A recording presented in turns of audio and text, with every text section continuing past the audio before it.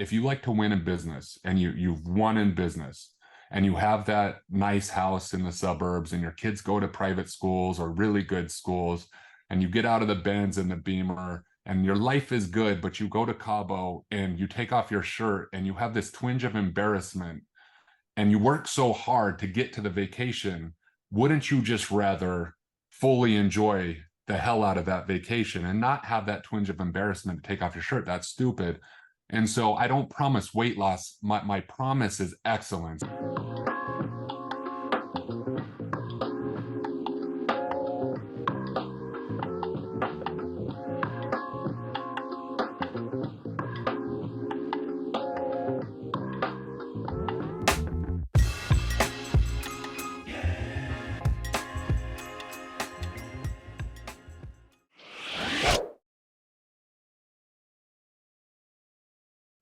What's up, everyone? Thanks for dropping into another episode here on the Path to Freedom podcast.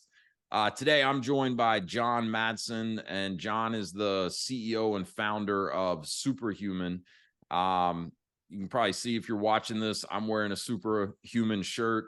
So I found John. I don't even remember, John, how I came across Superhuman, but I'm sure it was an Instagram ad or something like this. And this was probably November of last year. And I was not in great shape and, not feeling good about that. Right. And I knew I needed to make a change, and, your message hit me at the right time, and it was the right message for me. And so I'm a client, and I've been a client since the beginning of the year, started in January, and, lost about 35 pounds, put on some muscle, feeling a lot better than I was when I first saw your ad. Have a long ways to go, no doubt, but I've learned a lot, and it extends far beyond just fitness as well, which is one of the reasons I really wanted to have you as a guest on the podcast. So, with that, thank you for being here. If you don't mind, maybe just, share a little bit with the audience, what is Superhuman?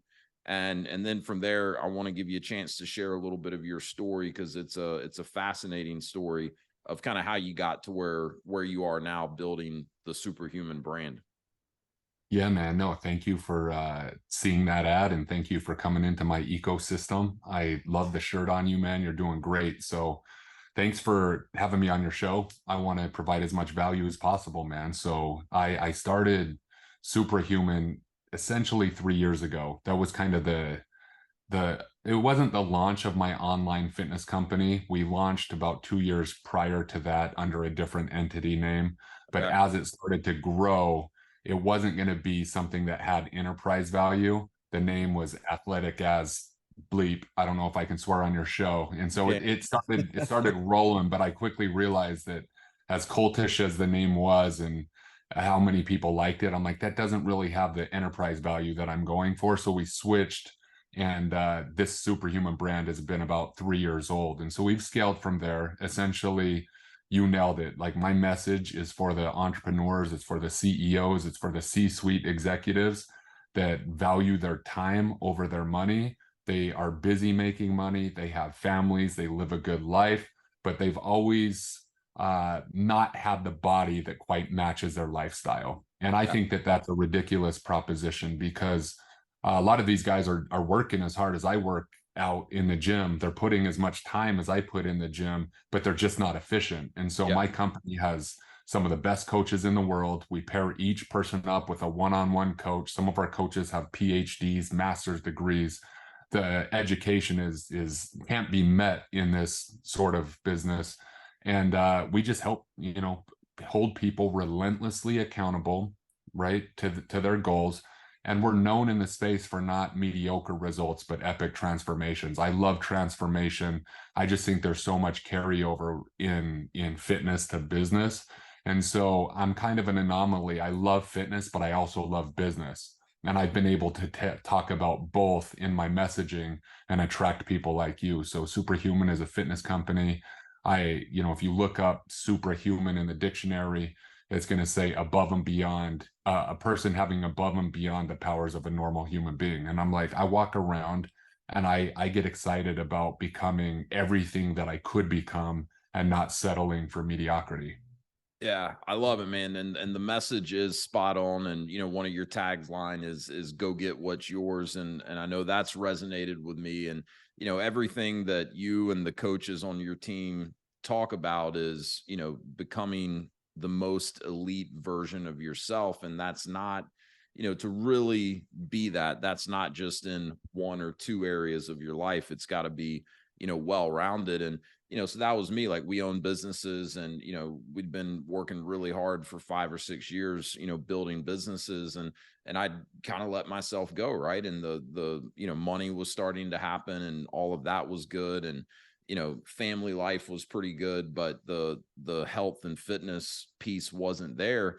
And I'm that guy that wasn't like not trying. Like, I was working out, and like, one of the things I've told a few people since I've started getting results with Superhuman is like, it's been interesting to me that like the workouts I do now are in a lot of ways easier, easier in the sense that, like, I'm not killing myself at 5 o'clock in the morning, flipping a tire or going crazy with battle ropes or, doing a bunch of burpees and stuff. It's a smarter way to get the results. And I was lacking the knowledge and the information. I had no clue on the nutrition side, so that's been a huge part of me getting results, was dialing in the nutrition piece of it. But, building muscle and stuff in conjunction with all of that, I just wasn't going at it the right way, but it wasn't for lack of trying.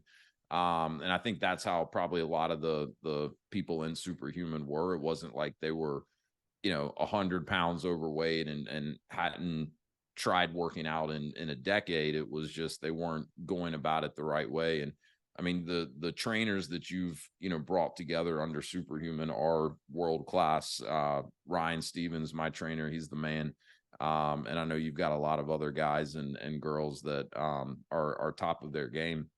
So, you mentioned something earlier that's a big part of why I wanted to have you on the show, and how mindset and fitness really are key components of being successful as an entrepreneur. And that's something that you've done a really good job, in my opinion, of with Superhuman, because it's almost like a mastermind in addition to the one-on-one coaching and training, that's more of the nutrition and the focus. So like, I'm part of I think it was the CEO group when I first signed up, and is it the elite group now?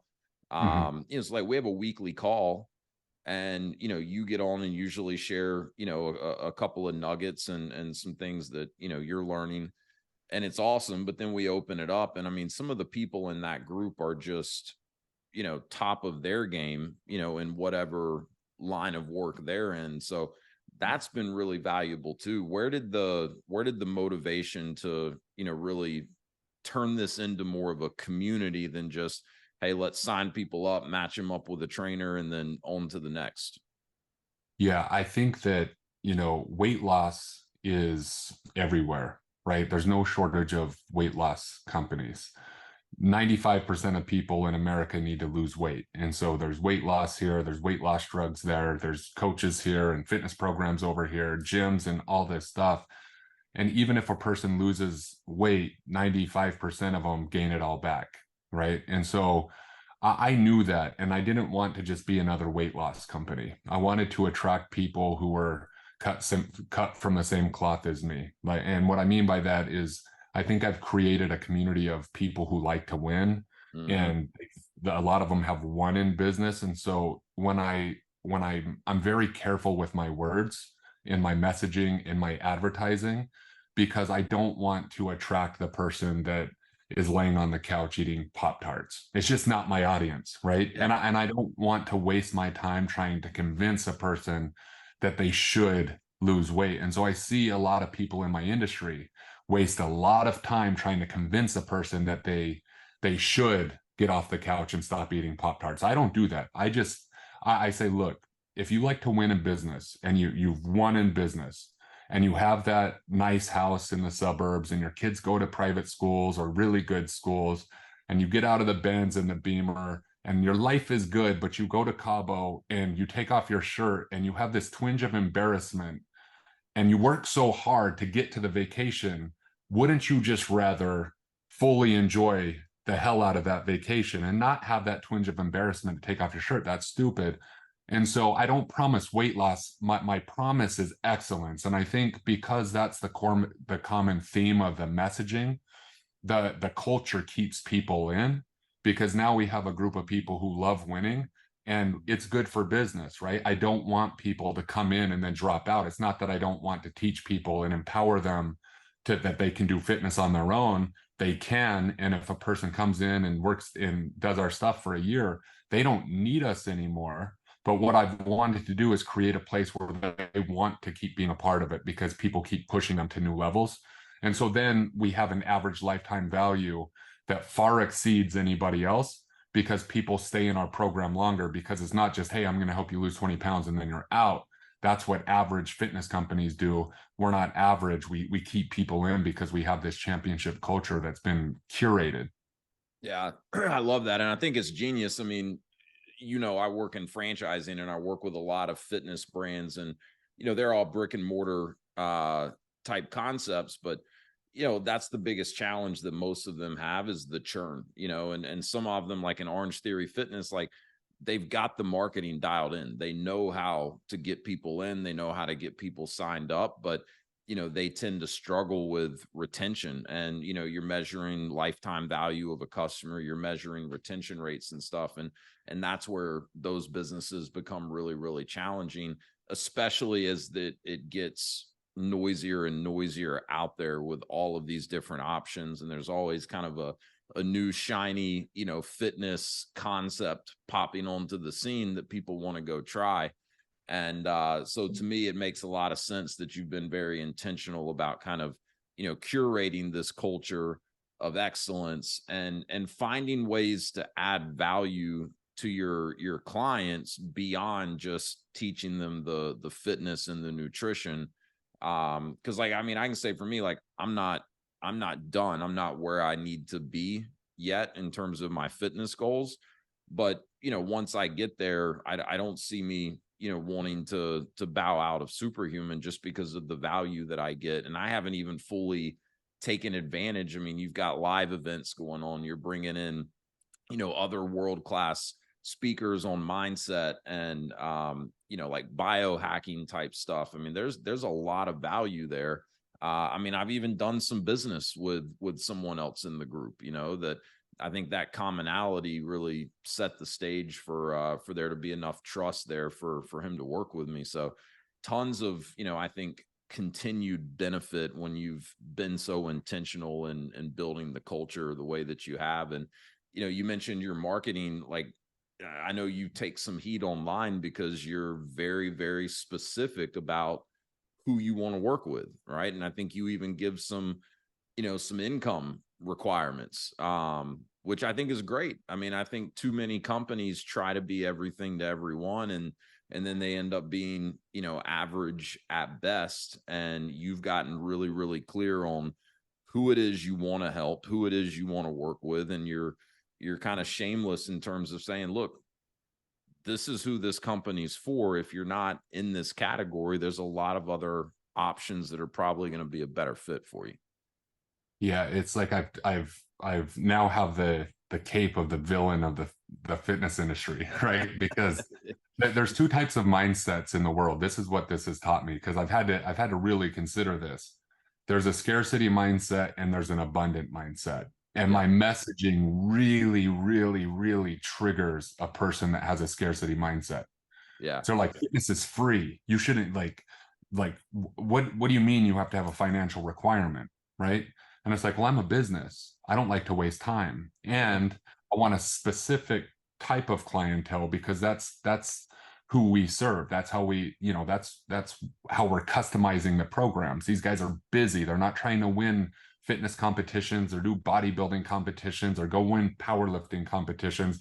They are entrepreneurs and C-suite people who want to make a lot of money and have fitness be the most efficient thing in their world. And just like I don't cut my own grass or clean my own house or change my own brakes, these people are like, I value my time over my money. John, just tell me exactly what to do, when to do it, how to do it. I want to put skin in the game because I want to be held accountable to it, because damn it, I want to go to Cabo and be jacked and rich at the same time. that's my client. And so I unapologetically, I think, wear that cape because I'm a person that I really like money too, Yeah. right? And so some people have a hard time with money. So my clients are clients who really like money and don't have a scarcity mindset. I really like money and don't have a scarcity mindset.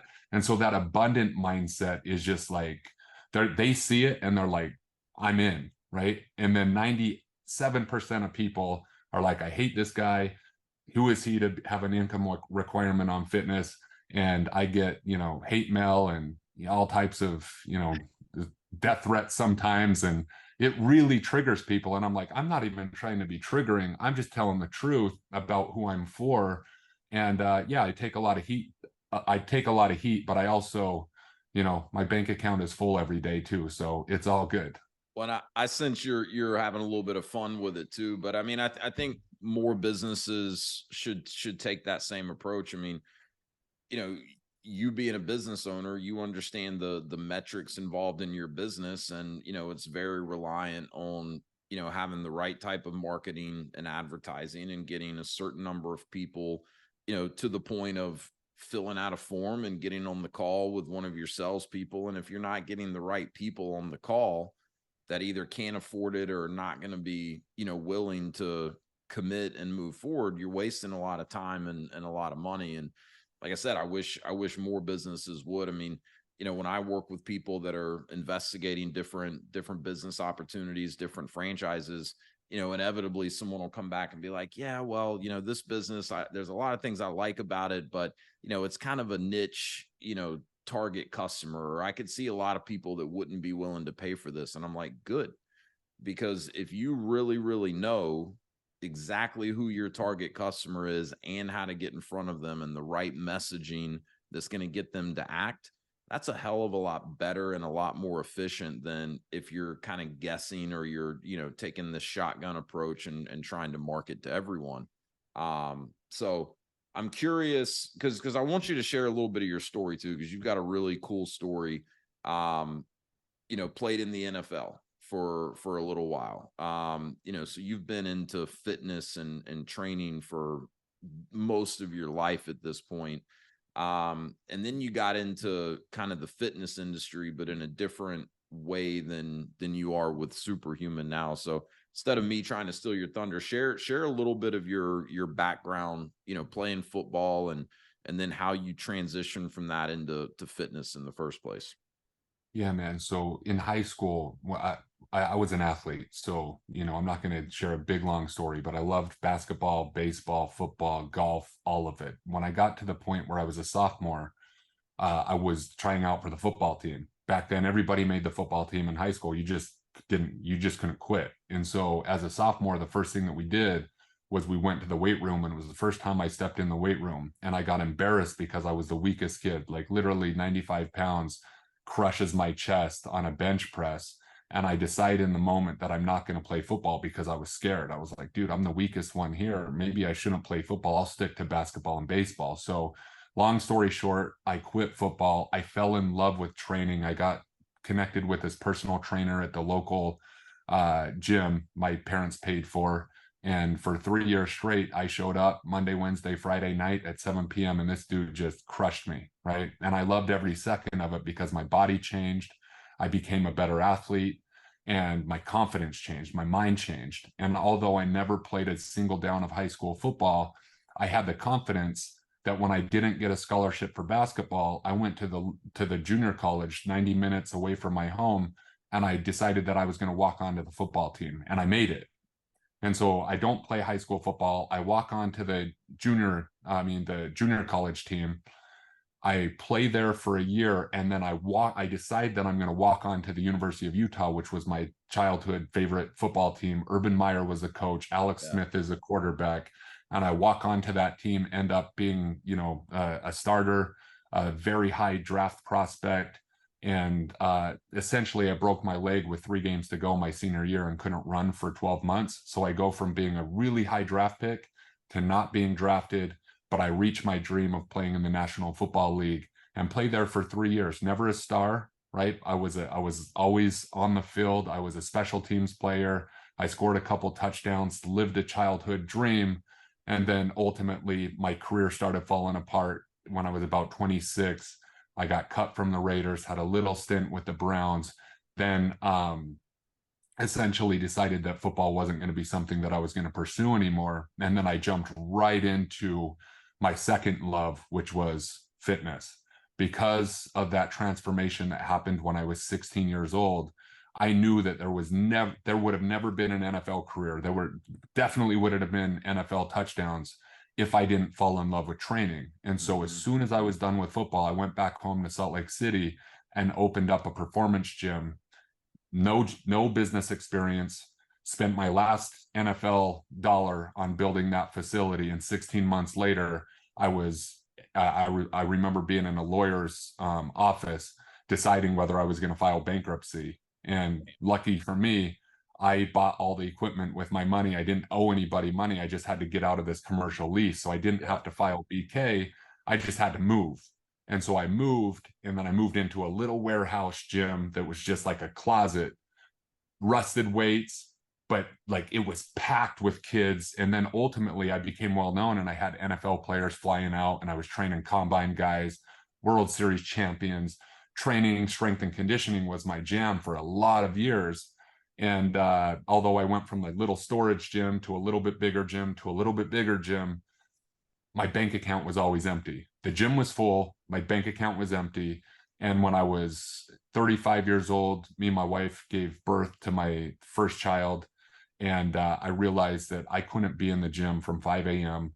till 9 p.m. at night, working those hours and still have a bank account that wasn't something that I was proud of. And so that was where the new entrepreneur was born, because up until that point, I was an artist. I just wanted to be the best at what I did. And money wasn't really a motivating thing at that point. And then, at that point, 5 years ago, that's when everything shifted for me. Yeah, there's a lot that I want to kind of unpack there, but it's such a cool story. I mean, you don't really think of anyone making it to the NFL. They didn't play high school football.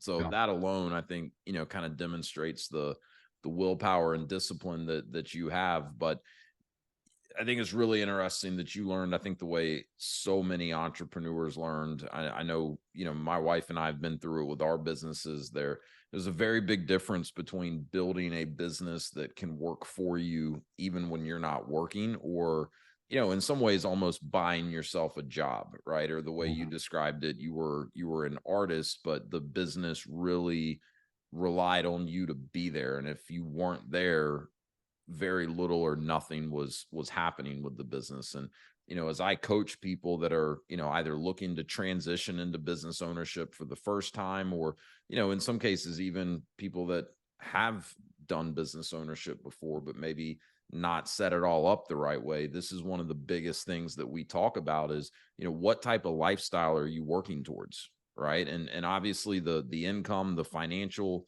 side of that is important, but there's also how much time do you want to put in it? What do you want to do with the rest of your time? What other responsibilities do you have and want to be able to continue to prioritize?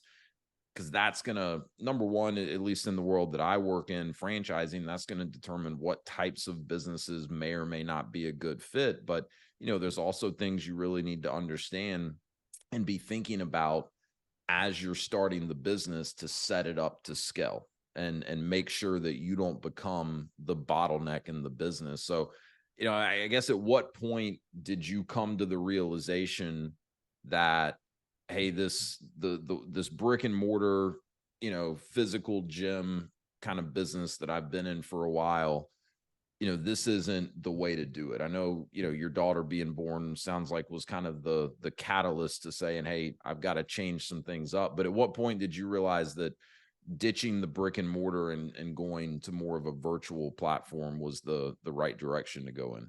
Yeah, I think that, when I first started doing the gym, strength and conditioning, like I said, was like my favorite thing to do, training athletes. But there was a problem with that. It was very seasonal. And so I got introduced to a gentleman, Alex Hormozy, when he just started Gym Lunch. Most people know Hormozy now. I knew him when I was one of the first probably 50 people in gym launch. And so when I Whoa. signed up, Layla was the setter and Alex was the closer. And so I Yeah. talked to both of them, right? And obviously they're world-class salespeople at what they do. And I learned a lot. That was my first time understanding that I could throw an ad out there and get people that didn't even know me walk into my gym and transact in an amount that I couldn't believe at the time, right? It was $500 to do a 6-week challenge. And that was like 2017. And Okay. so overnight, because that model worked so well, my gym transformed from like performance institute for kids and big time athletes to holy shit, I'm making all this money on general pop. Let's do general pop. And Yeah. so I started just ramping general pop up. And for the first time in my business career, my bank account started to stack a little bit. And I was like, oh yes, this is great. But I didn't have any business understanding. And so I, like to your point, it just made me busier. And not saying anything negative about Hormozy, that model was bringing in people that did not fit the culture, although they were transacting. And so I learned a very valuable lesson, painful lesson over the next 2 years. I could fill my gym up, but I couldn't keep the people in, not even because I didn't know how to build culture, is because I was bringing in the wrong people. I was trying to turn goldfish into sharks, right? These people just wanted to lose 10 pounds. I wanted to turn them into sharks. And so I realized that model was not going to be the model that was going to take me to where I wanted to be one day. When I walked into my gym and I walked right through the people and I'm like, these are not my people. And I walked right back to my office, shut the door, and I didn't want to see anybody. And I thought to myself, if I do this again, if I stay in this industry, I'm going to build something somehow that I want to hang out with all my people. And I would invite them to my house, we would go on yachts together, and that's going to be the type of people that I'm going to build my business with. And it's a different type of marketing. I was doing effective marketing at bringing in everybody, very ineffective marketing at bringing in the people that I wanted most. And so I learned that lesson. And when I started to do the online thing, because I could kind of see the trend, I'm like, I gotta figure out something where I can get out of the physical and I can open up this message to way more people. And I went to a conference one time, and Lewis Howes was speaking, right? And Lewis Howe, I went and shook his hand, and he had a book out, and he asked me what I had done, and I knew that we would connect on a football level because he had played some Yeah. football. And he's like, dude, he heard my story, and he's like, there's more than 300 people in your local town that needs to hear this. Like, you gotta take this wide. And I never forgot that. I never forgot that moment. So in the back of my head, that was a seed that was like, I'm gonna take this message out there, right? And so it was kind of marinating. And then the athletic AF thing, I put out a VSL and I started getting my dream clients, right? And it started scaling really fast. I was like, oh my gosh, like this is it, right? And I started assembling a team very, very quickly. And I was juggling, it felt like I was juggling 10 balls at the same time. I was doing the marketing, I was doing the sales, I was a coach for half of my people. I was trying to hire the right people and ascend people in the company. And it got to a point where I was like, man, I gotta really think about this structure. And one of the best moves I made was hire somebody to be that head coach Yeah. whose knowledge and expertise, I mean, although I had been in the fitness industry since 2010, this guy lived, ate, breathed fitness. Like his understanding, knowledge, and able to communicate to clients exceeded mine. And so I made him the head of human performance, and he started to assemble a team. And so I saw two departments emerge, which was like John's marketing and sales. Once the fulfillment happens, the coaching is set up. But then I realized that there was a gap between the sell and the coaching. There needed to be this operational integrity that needed to be built. And so essentially I built the company to do about 3.5 million bucks. At the same time, my wife was a VP in a tech company for the past 7 years. My wife's a baller, right? And she would kind of look in and be like, oh, you're doing awesome, right? She was a very high paid VP. And my whole thing was like, she was working her face off. And I'm like, I want to make it so that she doesn't have to work. And so we got to a point about 18 to 24 months ago where I'm like, you don't really have to work anymore. Like we're doing fine. And so she's like, oh, awesome. She can take a breath, but she's not built like that. Yeah. So she takes a breath for about 2 weeks. She starts poking around in my business and she's like, where are you housing this data? Like, what is this? Yeah. Where's your Let this? me And come so she, fix some of this, clean bro, some of and this up. she, yeah. And she's just like, oh my God, like you guys built this on quicksand. Like I got to fix all this stuff. And at first, like it was hard for us to work together because I thought she was just, taking shots at what I had built. And so she comes into the business and starts acting as almost that COO. She's Yeah. 50 co-owner in this business. So she built it to scale. And so a lot of people, they have my face because I'm kind of the marketer and she's a little bit behind the scenes. But I'll tell you, she's probably the most underestimated business person, male or female, that I know. She came in and built highways before the cars were there. And it was expensive for me at first. I was like, well, you're just spending money, right? Like we're losing profitability by you Yeah. coming in here doing this stuff. But she had the vision of what this company was going to be. And so then the marketing and sales caught back up, and now we're explosive in our growth, and we don't miss a beat, right? We're talking it's 11 o'clock my time, and we've probably had 5 brand new people sign up for 50 grand before 11 a.m. in a single day, and that's normal, right? And I'm on here on a podcast. An hour before this, I was on a wealth management meeting, and it doesn't make me any more busy. So to your point, we have a freedom business now where Yeah. I'm in my role as the message, and the departments are built out. And it's like, mostly, John, don't come in here and blow stuff up. Like Yeah. you Don't get in just the fill the way. seat and get out of the way. And I'm like, I can't Well, take all the credit. I think that, my wife, Nineveh, has just been the piece that I was missing. When she came in, it changed everything.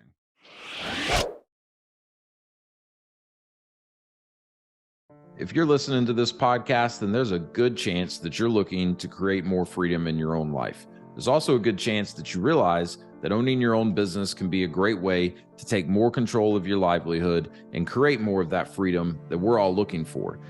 Also, if you've been listening to the show for a while, you realize that I specialize in franchise ownership. In addition to owning franchise businesses myself, I have a franchise consulting firm, Path to Freedom, where I help people navigate what is typically an overwhelming process of understanding franchising, identifying specific franchise companies that could be a fit, and then conducting the due diligence in a thorough and efficient manner with those franchise brands.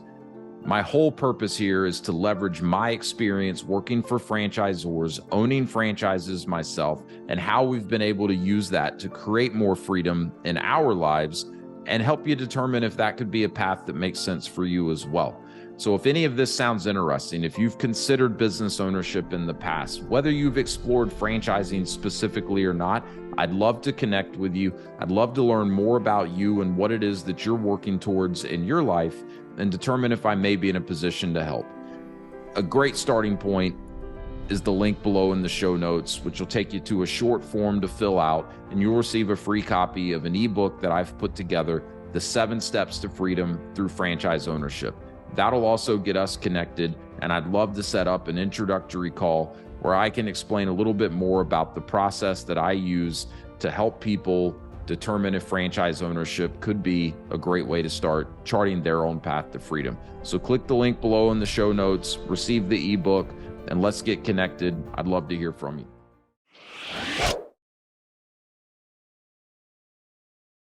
Yeah. Well, it's I don't know if you've ever come across the book Traction by Gino Wickman, but it's exactly, what he talks about. Every business needs the visionary, right? But then they also need the integrator, which is more of that operational person that knows how to connect the dots to make the vision a reality. And like my wife and I have seen this in our businesses where, she's the brains and the beauty of our little operation. And she for sure, is more of that operational mindset. Whereas, I'm thinking 10, 15 years ahead and have a pretty clear picture of what we're building, but I don't have a clue how to make the details happen that are going to be necessary to get there. So, that makes a lot of sense, but it's also like you're now able to spend essentially all of your time in the areas where you can add the most value, right? Because you've got the story that resonates with the clientele that you're marketing to, right? You've learned this marketing game. I mean, you're a presence, right? I mean, you do a podcast that I know generates a lot of, leads or prospects for the business. Like that's a really, really good use of your time. And I think that's where a lot of business owners screw up, is they don't understand where their time is best spent. Mentor of mine used to always call it HPAs, high payoff activities. You got to figure out what are your high payoff activities and try to spend at least 80% of your time on those. There's always going to be some stuff that you don't want to do or not, quite in your wheelhouse, but delegate as much or all of that as you can, as quickly as you can. I'm curious, having gone through what so many entrepreneurs do, where you kind of built the business around you, to then pivoting, going to more of an online virtual setting, hiring someone to run the coaching side of it, bringing your wife in. Was it hard to let go of some of these things that in the past you'd been wearing all the hats and kind of controlling? Was that difficult at times? It's interesting. I was having this conversation with a couple of my buddies, and I think that they have mentioned that they felt guilty when they weren't working. Yeah. Right. Yeah. There was a guilt when they removed themselves. Is like, oh, I shouldn't be playing golf on a Friday afternoon, or I shouldn't be doing X, Y, or working out at noon. And I don't have that. I had that a little bit when I had my physical gym, when I took myself out of the training. It was hard for me to like to allow another trainer to touch, have the touch points for the clientele. And I think I got over that, though. I think that I was forced to get over that then, where now I'm so happy that I don't have to do the stuff that I don't want to do. Like my role, I'm very happy and set in my role. And I just realized that there's a time and place where, if I'm going to use a sports analogy, and if I'm, the Dallas Cowboys, there's some rich players on the field, but the richest person is up in the box, Jerry Jones, right? And so I started to think about my company, and I'm like, I'm not Dak Prescott anymore, right? I'm not a player. I'm not the star on the team. What I am is I'm Jerry Jones, and I'm going to hire the head coaches, and then I'm going to have them find the players. And I use that analogy in my head to realize that if I really wanted to create a lifestyle that I was excited about, the whole reason for money, in my opinion, I see it on your painting right above, is freedom. Yeah. I use my money to buy freedom, right? Freedom to me is the ultimate. And so I realized that I wasn't going to be able to buy freedom if I was always the star on the field. So I had no problem transitioning and finding and hiring the best possible people. And because I had this abundant mindset, it's kind of like you mentioned churn a while back. And it's not only churn from clients, it's also churn from employees. Definitely. So I realized that I wanted to be premium in the marketplace, premium pricing, premium product. And because it's premium, I can pay people double what they were getting paid, give them benefits, and I can recruit far and wide to find the best people possible. So if a person comes in today and they sign up for my program, there's a good chance their one-on-one coach has a PhD. Yeah.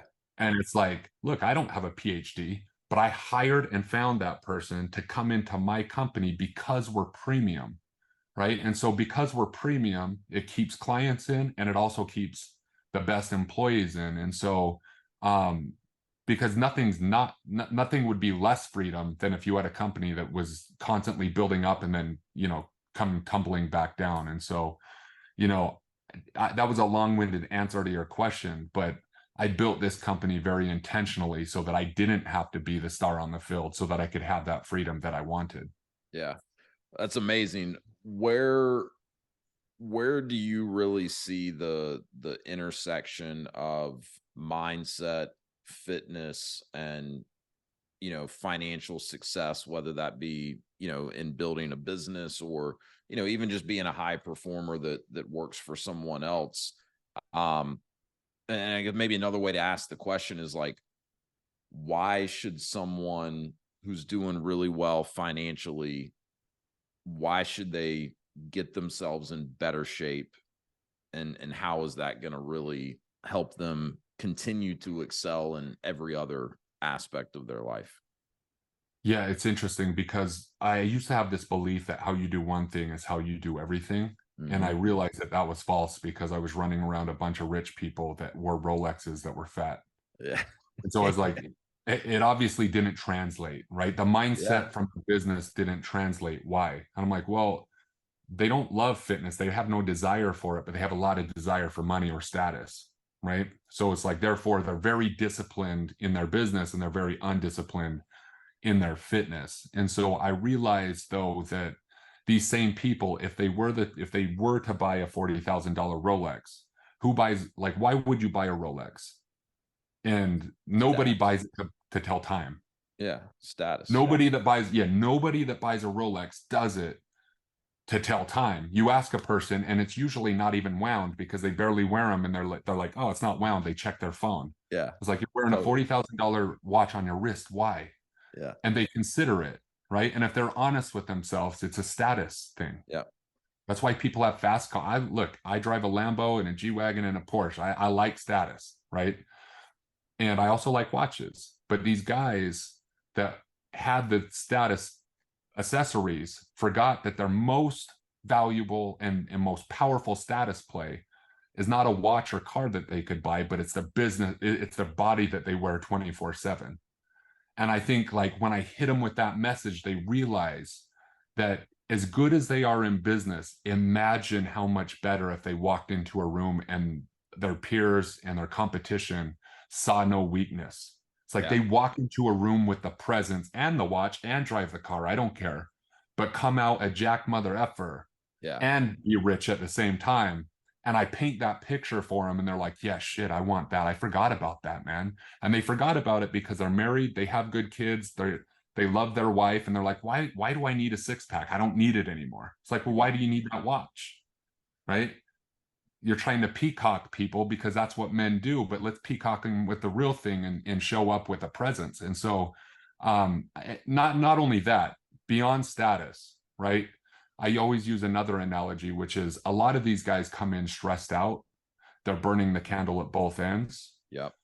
I'm not going to say anything catastrophic is going to happen to them in the future, but they're going down a very shaky path. And when you're 45, 50, 55 years old, you start to think about, hey, I got this business, but what if I'm no longer here? What's going to happen to my family?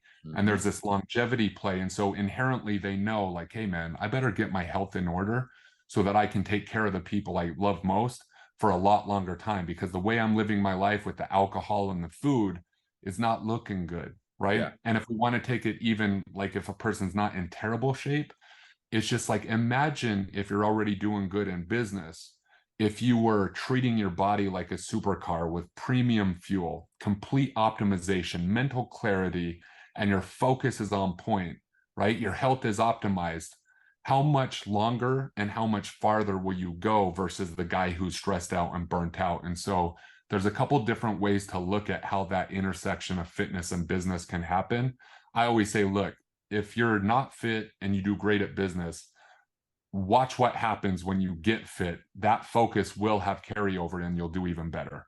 Totally. And more confidence too, right? Like Right. whether someone wants to admit it or not, like they're going to feel more confident. They're going to feel better about themselves if they're in really good shape. Right. And then that's going to carry over to every aspect of your life. And, whether you show up for a meeting or you're talking with a prospect or a potential business partner or whatever, like people notice, Yeah. if you walk into the room like a savage and you've got this presence, or, if you walk into the room like someone that doesn't really take care of themselves that much, or it's like, the fourth or fifth priority on their list, even if it's not conscious, subconsciously, people notice that shit, and it's gonna make an impact one way or the other. And one of the things I've heard you say, numerous times, and I just never really quite thought about it this way, because you talk about the watches, the cars, the vacations, all of that can be bought. You can't Yeah. buy, your body that you walk around in. You can pay for like a program like Superhuman, which Still got to do is the work. higher end, but yeah, you gotta pay for it with the time and the work that you're putting into it, and the discipline. you know Not anyone, but there's a lot of people that can just swipe a Amex and get a Rolex. So Exactly. if we really think about it, is that like what's more of a status symbol, like walking around in elite shape, or flashing a watch that's not necessarily all that exclusive. Yeah, people want to act like the game doesn't exist. Hmm. But the game exists whether we're playing it or not, right? So for some people's like status, that game is BS, like, and they don't like knowing that you're getting judged in 4 seconds or less. Regardless, before Yeah. you shake a hand or open up your mouth, you're getting chopped up, generalized, distorted, deleted, and put in a box in 4 seconds or less. Yeah. The losers of the game act like the game doesn't exist. So they're like, I don't care. That doesn't matter. The status Yeah. doesn't matter. The winners of the game, if they think about it and really understand it, will understand the influence and persuasion. If you're a master of those two things, your life is far easier. Your Yeah. life is far, far easier in business. Your life is far, far easier if you're trying to find a mate. Your life is far, far easier if you're trying to join a social circle, right? And so Totally. if you realize that and you're like, I have 4 seconds to make an impression, it's the first thing a person notices is your presence. And Yeah. that can be fixed no matter where you're at, or if you're 50 pounds overweight or not right now. Within 12 months, your presence can be changed. And if your presence is changed, your persuasion and your influence is changed. And when you change those things, everything is changed. And so I don't know why I think about the game like I do, but because I do, it's truth to me. And Hmm. whether a person wants to play the game or not is irrelevant. But I know winners are playing the game, and when they hear that message, they're like, "Dude, he's right. I might not like it, but Yeah. he's right, and I want to experience life like that." Well, I mean, look, I was probably a little bit like that when I first started with Superhuman. I was that guy that was like, look, I don't really give a shit if I have a six pack or not. Like, I've got kids. I want to be around for a long time. I want to have the energy to, be a good dad, not be the lazy dad. I want to have the energy to keep building the businesses and just not spread myself too thin. And all of those things are still incredibly important to me. But now I'm like, you know what? I want the six pack too. Like, I want to get jacked, and I want people to look at me. And it's been really cool. I think you talked a little bit about this on your call that you did yesterday, but you kind of get a little bit hooked to it. Like, once you start seeing some progress and you start getting the comments from people like, damn, what are you doing? Like, you're looking really good since the last time I saw you. Like, that, for me at least, has kind of, fueled the fire a little bit. But I think it's giving yourself permission to win. And essentially, just like with money, right? Like, you were talking earlier how a lot of people have a messed up relationship with money, and they almost somehow feel bad if they're doing well financially. There's nothing wrong with saying, you know what, I just want to be in as good a shape as I can, look as good as I can. Doesn't mean that has to be your only motivation, but there's nothing wrong with that being a driver for you. And we get one life, we get one body. Like, it should be the number one thing that you're focused on trying to optimize. And I think somehow that's almost become like a taboo type of thing, right? To say, hey, yeah, I want to get jacked, I want to have a six pack, or be in elite shape. Dude, I always say that one of the things that bothers me the most about society is virtuous reasons. Yeah. And Yeah. I like Yeah. virtue is a good word, but I see it like I see virtuous reasons in fitness and money all the time. Hmm. Right? A virtuous reason would be like you just said, hey, I want to be around for a long time. I want to get healthier. You know, I want to be around for my kids. I want to be a role model. All good reasons. I'm not saying they don't exist and don't have any emotional like pull, but if they were really emotional, you would have already been there. Would have already done those things. So it can't Sure. matter that much, right? Yeah. And so as soon as a person puts their virtuous reasons aside and say, okay, like I can feel good about those reasons and get to the real reason, which is I want to be fucking jacked and rich. How's that? How's that for like a real honest answer of what I want my life to look like? And Yeah. And it that doesn't can have to be motivate a like, person. I want to get jacked so I can beat up bad guys, and I want to be rich so I can, help the hungry children. Like, if you want to do Right. those things, great, but it can just be like, no, I want to be jacked because I like the way people look at me if I'm jacked, and I want to be rich because I like nice things, and I want control of my time and my schedule, and I want to live life the way I want to live it, and Yeah. being rich makes that a lot easier. Dude, and when you look in the mirror, there's self-respect and love. You're like, you earned this, right? You earned this. So it's not even more so about what other people are viewing, although you're going to control perception, influence, and persuasion. Yeah. That's great. But it's more so the internal state that you're always in because you're certain and confident and you feel good, right? And so it's like it's those things that then perpetuate out and cause your life and lifestyle to be different. And so that really catches people, though it hurts them in fitness as well as it does in money, because people have virtuous reasons in fitness. They also have a lot of virtuous reasons in money, right? They Yeah. want like there's a lot of virtuous reasons when it comes to just admitting that you want to make money, because there's somehow this negative connotation to just being rich, right? Yeah. And Yeah. so the one commonality that I saw is like, hey, most of the people that are rich that I know, they want to be rich, right? And they're okay Yeah. saying it, right? And that doesn't mean they're not going to go, give to charity and Sure. feed families and, put roofs over people's head. But they don't need that justification because they know in their heart that they're already that kind of person. They don't need to justify it. They're like, hey, I want to be rich. I already know what I'm going to, all the other reasons that it's going to help. And I just think people have a really hard time like admitting that, which is Yeah. why my number one core value in Super when I created it was give yourself permission to win. It's okay.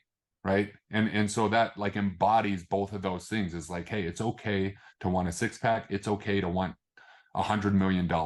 Go for it. Yeah. Yeah. And it doesn't have to be mutually exclusive where it's like, oh, it's only for what a lot of people would perceive as selfish reasons, or it's only for virtuous reasons. Like, it can be all of that, All of it. but giving yourself that permission to win. And, the point you made about, the real impact being with, you looking in the mirror and, having confidence and love for yourself, like that's spot on. That's probably one of the biggest, positive results that I've seen so far is it's just, my confidence, right? And it's because I've put in the work. I haven't been perfect, with the program, but I've put in the work and I've been pretty freaking consistent with it and, pretty disciplined with it. And that snowballs over time, when you stack day after day after day on top of each other. And the impact is huge. One other thing I want to get your thoughts on, and then we'll let you get back to the rest of your day. But I've heard you talk numerous times about, when you look back on your time playing in the NFL and even playing football in college, one of your regrets is that you don't feel like you dreamed big enough.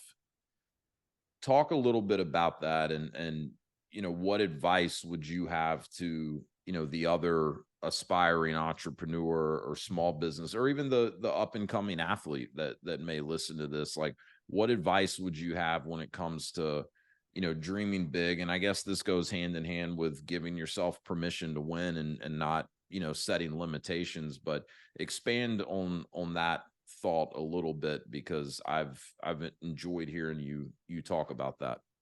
Yeah, I'm in the camp that think that there's one quality in people that's going to determine how far they go.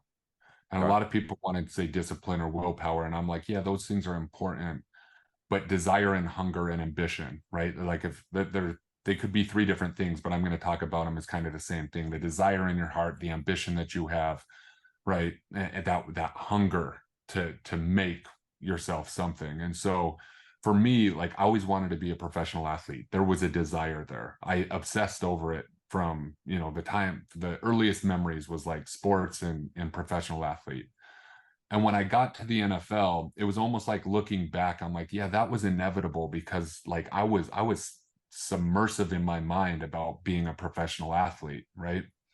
And I got there and the lights were bright. I was like, I made it. And then it was like, man, am I an imposter here? Am I going to get found out? Like, am I really good? And like, I can't believe I'm just a small town kid from Utah, right? I never played high school football. Like, I made it. And it was as soon as I remember reading an article going into my third year in Oakland, after I had to fight and claw to make the team my first 2 years, because I played wide receiver. I did play tight end in Oakland. And going into my third year, I read an article by one of their main beat writers, and they're like, John Madsen's going to be the next big contract for Oakland. And I'm like, oh man, like, this is what I've been waiting for, right? I was minimum salary, making $450K a year for the first 2 years. They're like, he balls out this year in training camp, like I'm balling out. They're like, he's gonna demand a very high paycheck. And so it was like I got scared, man. It was like I got scared. I felt like an imposter at that moment. It was very surreal. I lost confidence all at the same time. And you can't ball when you're not confident. I end up getting cut that year. And so what was supposed to be my breakout year becomes my worst year. I lose confidence. I get cut. And I realized, looking back, that my desire to be all pro or Super Bowl champion or have a 15-year career wasn't as strong as it was just to get there. When I got there, it was like my desire and ambition faded. And then it was like the work kind of, and discipline and all that other stuff kind of also dissipated with it. And so I learned a very big lesson where it's like, hey man, like, as big as you thought you dreamed to play in the NFL, it still wasn't big enough. And when I'm like now in my career with Supra, as my business is trending upwards, I keep that as a reminder. Like, these jerseys are kind of a reminder for me. It's not like, hey, I'm awesome, here's a jersey. It's like, that's a reminder to not ever lose that ambition, to not lose that desire. And so I think now I just use it as a good reminder. It's like, dream bigger than big. We're on this planet one time. Who's to say we can't be a billionaire, and I'm not saying everyone has to want that, but Sure. I'm just not gonna I'm not gonna cut myself short on bigger goals by just making it. Do you think there's anything that you've learned since, playing in the NFL, that if you were to like go back to that time, knowing what you know now, that you would be able to do to get yourself to think bigger and level up the ambition and the drive, so that it didn't kind of fade away? Or do you think maybe sometimes that's just how things are meant to be, right? Because you had something else that was waiting for you to come focus on it. I don't know if that question makes a lot of sense, but I'm curious, like, if you're feeling a little bit of that, like, hey, I don't know if I'm pretty happy where I am right now, and I don't know if I really have the drive to do what's necessary to get to the next level. What can we do to push ourselves to get there? Or do we step back and say, hey, maybe this is an indication that the next level is not where I'm supposed to go. I need to pivot to something else. Yeah, I do think that there's kind of that, that door closes because a bigger one's going to open. And that's only the case if you believe that.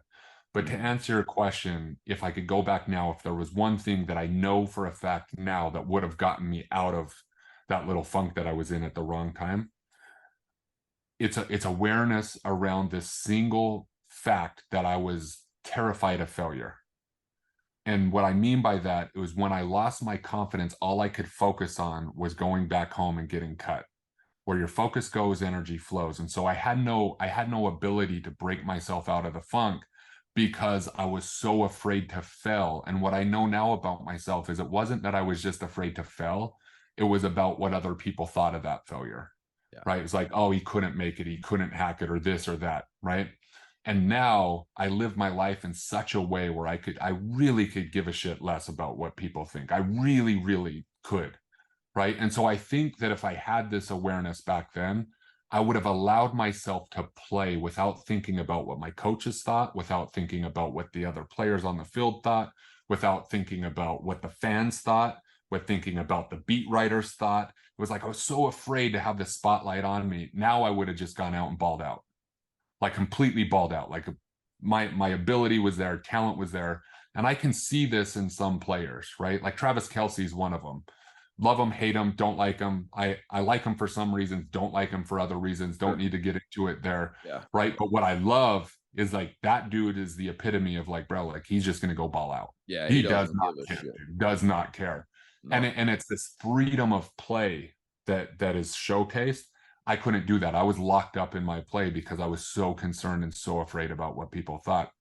And I've had to consider this a lot because the reason why I win more than most in my industry is because now I'm playing with that freedom in my business. I'm playing with my, and people can feel it and they might not like it, but it's a resonance. And most people are so afraid of what failing might mean to their spouse or to their parents or to their brothers and sisters or to their high school friends.